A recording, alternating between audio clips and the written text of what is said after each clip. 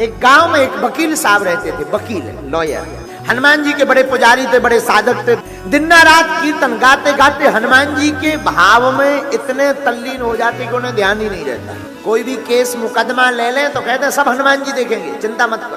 और कभी हारे नहीं, कोई मुकदमा नहीं हारे, हर मुकदमा जीत देते। एक बार इनके जीवन में एक घटना घटी। हम आपको कोई बहुत पुरानी बात नहीं सुना रहे हैं, ये घटना सत्य घटना पर आधारित है। आगर मालवा जिले की श्री बैजनाथ मंदिर है, वहां की चर्चा हम आपको बता रहे हैं। वही कोई 50-60 साल पहले एक बार एक व्यक्ति का उन्होंने मुकदमा लिया, केस को सुना, समझ गए ये मुकदमा सत्य है, ये जो व्यक्ति बोल रहा है ये निर्दोष है, इसको कहीं सजा ना हो जाए। बोले ठीक है भाई, चिंता मत करो, सब प्रभु लीला करेंगे, लाओ हम तुम्हारा मुकदमा लड़ेंगे और तय है जीतोगे। उस व्यक्ति ने हाथ जोड़कर कहा क्षमा करना, सबका कहना है कि हम ये मुकदमा नहीं लड़ेंगे, हारेंगे, आप उल्टी बात बोल रहे हैं। वकील साहब ने कहा कि विजय होंगे, केस हम जीतेंगे। लोगों ने कहा पागल हो गए, इसके ऊपर मर्डर का केस है, 302 का केस है, मर्डर के साक्ष्य प्रस्तुत हो गए, गवाह प्रस्तुत हो गए। जिस वकील के पास उसने केस रख रखा था उसने भगा दिया कि तू भाग, हारना तय है, मैं अपना नाम क्यों खराब करूं, तुझे सजा निश्चित। लेकिन ये वकील ये कहते हैं हमने बाकिया सुन लिया, तू निर्दोष है और तू सच बता। बोला मैं निर्दोष हूं। बोले जा तू जीतेगा। ये तो कह के चला आया। इसने कहा वकील साहब माफ करना, तुम्हें फीस लेनी हो तो पहले ले लो, और मुझे पहले बता दो, अगर मुझे सजा होनी है तो मैं पहले घर की व्यवस्था करके आऊं। वकील ने कहा चुप हो जा, मैं फीस अभी नहीं लूंगा, मैं फीस बाद में लूंगा, नोटों की फीस नहीं लेता हूं। मैं तो यही कहूंगा तू भी आना मेरे सरकार के द्वार पर और कीर्तन करा देना राम नाम का। अब तो ये जो व्यक्ति जिसका केस लड़ना था, ऐसे लगा कि ये सच में मेंटल है, कहीं कीर्तन करवाने से कोई मुकदमा जीतता है। वैसे भी सब लोग जितने और लॉयर थे, जितने वकील थे, वो कह ही रहे थे कि ये पागल है, इसके चक्कर में मत पड़ो। लेकिन अब तो तय हो गया। लेकिन मरते क्या नहीं करते, देखते हैं ये इनका इष्ट क्या करता है। आपका भरोसा कितना मजबूत है अपने इष्ट के प्रति, अपने गुरु के प्रति।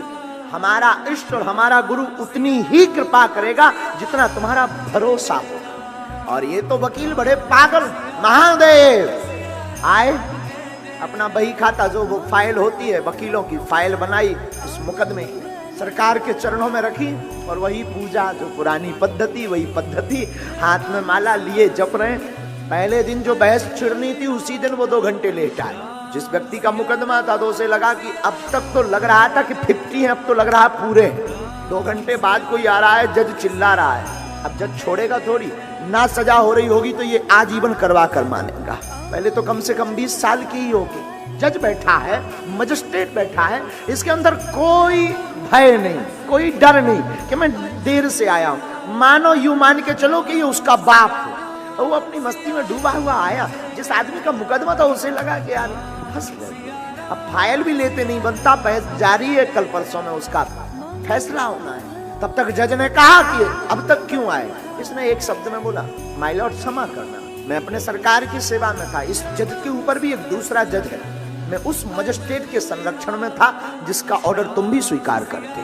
तो जिस आदमी का मुकदमा था उसे लगा कि बताओ लो इससे भी बहस हुई। ये आदमी भागा भागा गया। तो वकील ने कहा कहाँ जा रहे हो। बोले कल फैसला है, मैं जरा बंदोबस्त करके आऊं, घर पे 1-8 साल का राशन तो रख के आऊं कम से कम। बोले क्यों। बोले तय है कि आजीवन होनी है मुझे, और एक और काम करना, कम से कम इतनी कृपा करना, कल टाइम पे आ जाना वरना फांसी लगेगी। वकील ने उस साधु पुरुष ने मुस्कुराकर कहा जाओ, कोई व्यवस्था मत करके आना, तुम तो सीताराम कहकर आना। दूसरा दिन हुआ और हद पार हो गई। दूसरे दिन तो और बड़ी बारी लीला हो गई। ये मंदिर गए, मंदिर में सरकार के पास बैठे, हनुमान चालीसा में ऐसा मन रम गया, ऐसा मन रम गया, ऐसा मन रम गया कि कब कोर्ट का टाइम हो गया, कब निकल गया खबर नहीं।